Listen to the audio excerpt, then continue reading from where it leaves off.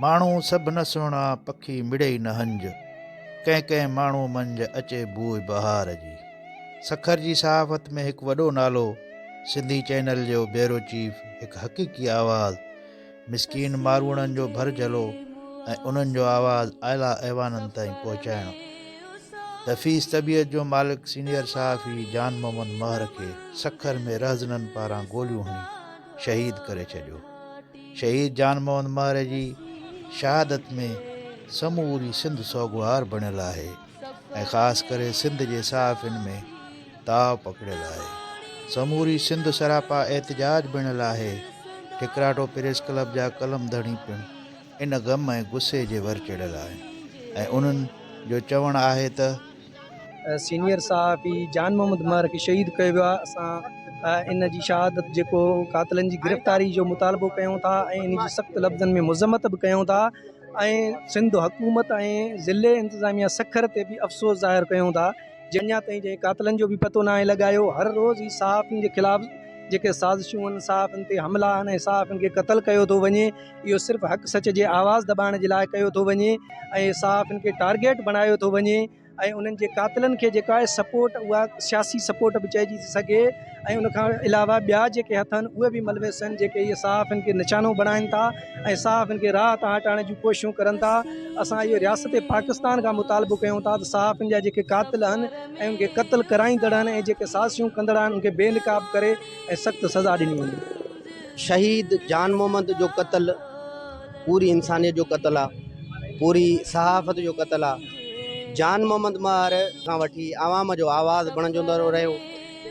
ग़रीब ऐं मिसकीन मारूड़नि जा जेके ॾुखड़ा नी उहे ऐवाननि ताईं पहुचाइण जी भरपूर कोशिशि कंदो रहियो, पर उनखे सखर जहिड़े मसरूफ़ शहर में ऑफिस खां निकिरंदे शहीद कयो वियो आहे। इन अमल जी सख़्तु लफ़्ज़नि में मुज़म्मत कयूं था पिया ऐं सम्झूं था पिया त हक़ ऐं सच जे लिखण जे करे जेको आहे सो सहाफ़ी जान मोहम्मद महर खे क़तल कयो वियो आहे ऐं उन जो लाश सहाफ़ियुनि जी सिंध जी झोल में विधो वियो आहे ऐं माज़ी में जेको आहे सो सहाफ़ियुनि जो जेको क़त्ल आहे, क़त्ले आम आहे। पीपुल्स पार्टी जी हुकूमत में गुज़िरियल 15 सालनि खां पीपुल्स पार्टी जी हुकूमत आहे सिंध अंदरि, पर सिंध अंदरि उहे दावाऊं त कनि था पिया त असां सहाफ़ियुनि खे, आम माण्हुनि खे तहफ़्फ़ुज़ ॾिनो आहे, पर हुननि कंहिं बि क़िस्म जो अहिड़ो को उपाउ न वरितो आहे जंहिं सबबु मुनीर सांगी, शाहिद सुमरो, अजय लालवाणी सालियापट में जेको आहे क़त्ल कयो वियो। उनखां पोइ हाणे ताज़ो हिकु दिलेर साहब सखर जे रहनुमा सहाफ़ियुनि जे सरवाण अॻवान लीडर खे जेको आहे बेदर्दी सां क़त्ल करे जेको आहे सहाफ़ियुनि जे झोल में उनजो लाश विधो हुयो। तमामु ॾुखारा आहियूं, तकलीफ़ में आहियूं सभु सहाफ़ी, वॾे में वॾो नुक़सानु आहे।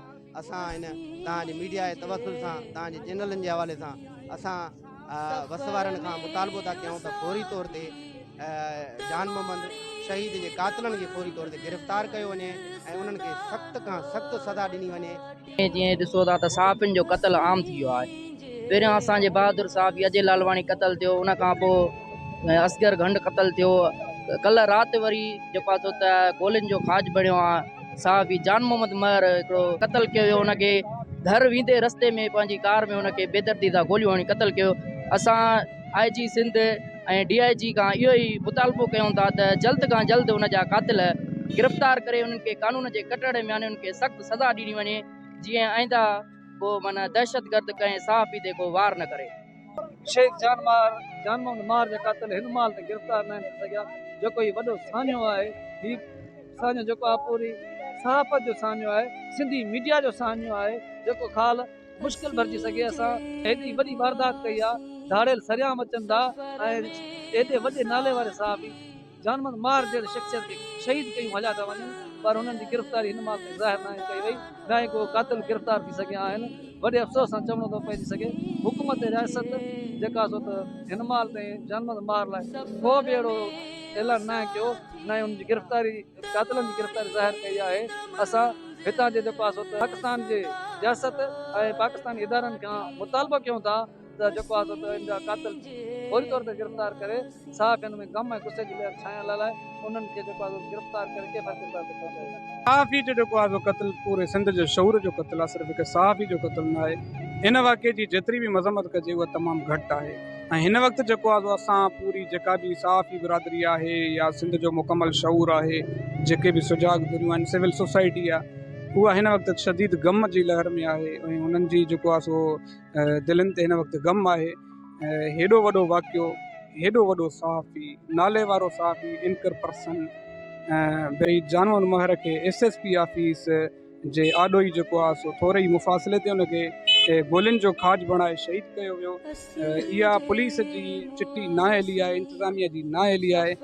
हमेशह जेको आहे सो पीपल्स पार्टी जे दौर में अहिड़ा जेको आहे सो वाक़िया थींदा रहिया आहिनि। हक़ जे सच जे आवाज़ खे हमेशह दॿाइण जी कोशिशि कई वई आहे, पर केसीं ताईं, आख़िर केसीं ताईं कंदा। हमेशह ही जेको सच जो आवाज़ आहे इहो दॿाइण कंहिंजे वस जी ॻाल्हि न आहे। हिकिड़ो जान मोहम्मद ॿियो खोड़ सारा जान मोहम्मद, सिंध सॼी जान मोहम्मद आहे, ही मुल्क सॼो जान मोहम्मद आहे। केतिरनि जान मोहम्मद खे तव्हां ख़ामोश कंदा? असां जेको आहे सो मुल्क जे आला इदारनि खे, सुप्रीम कोर्ट ऑफ पाकिस्तान, निगरान वज़ीर आला खे, निगरान वज़ीर आज़म खे, निगरान वज़ीर आला खे, उन खां अलावा जेके बि कानून लागू कंदड़ इदारा आहिनि या चीफ ऑफ आर्मी स्टाफ आहे, उन खां मुतालबो कयूं था त जल्द खां जल्द कातिलनि खे गिरफ़्तार करे उन्हनि खे कैफ़र किरदार ते पहुचायो वञे, त जीअं आईंदा जेको आहे सो अहिड़ा वाक़िया पेश न अचे। ठिकराठो जे कलम धणनि शहीद जान मोहम्मद महर जे क़त्ल खे सखर पुलिस जी गफ़लत ऐं सिंध सरकार जी नाअहली करार ॾेई छॾियो। सिंध में कलम धणनि खे केॾी महिल अज़ीज़ मेमण, केॾी महिल अजय लालवाणी ऐं असगर खंड ऐं हाणे सखर जे हिकु वॾे नाले शहीद जान मोहम्मद महर जा लाशा ॾिना विया आहिनि। हितां जे सहाफ़ियुनि चयो त सिंध जी रियासत में हक़ीक़ी आवाज़ बणजंदड़ सहाफ़ियुनि खे टारगेट करे उन्हनि खे राह तां हटायो वञे थो, जेका हिकु वॾी नाइंसाफ़ी आहे।